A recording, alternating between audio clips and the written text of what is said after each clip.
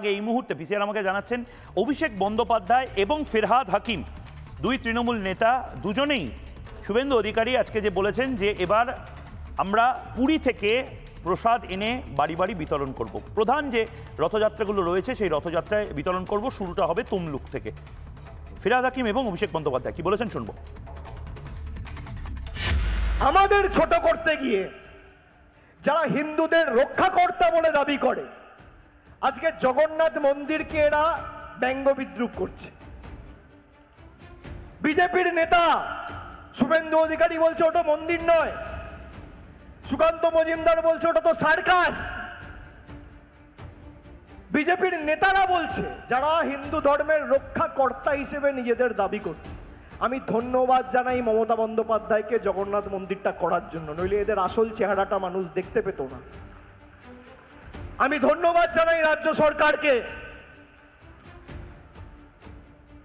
না হলে এদের আসল চেহারাটা প্রকৃত স্বরূপটা আপনারা দেখতে পেতেন না।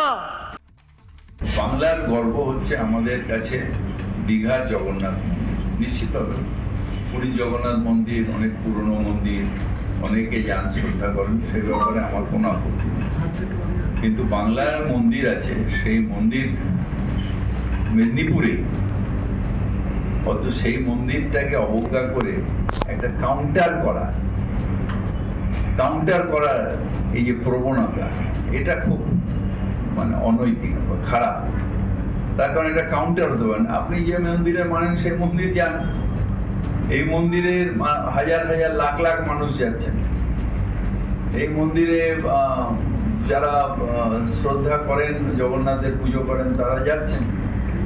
আপনি নিজে কোথাও যেতে চাইলে সেটা আপনার ব্যাপার, কিন্তু আমি ওখানে ঝগড়া করে জগন্নাথ পুজো করবো, এটা হতে পারে না। নানা ধরনের কন্টেন্ট দেখার জন্য লাইক করুন, শেয়ার করুন আমাদের ফেসবুক পেজ, সাবস্ক্রাইব করুন আমাদের ইউটিউব চ্যানেল। পাশাপাশি অন্যান্য ব্রেকিং নিউজের জন্য অবশ্যই চোখ রাখুন রিপাবলিক বাংলায়।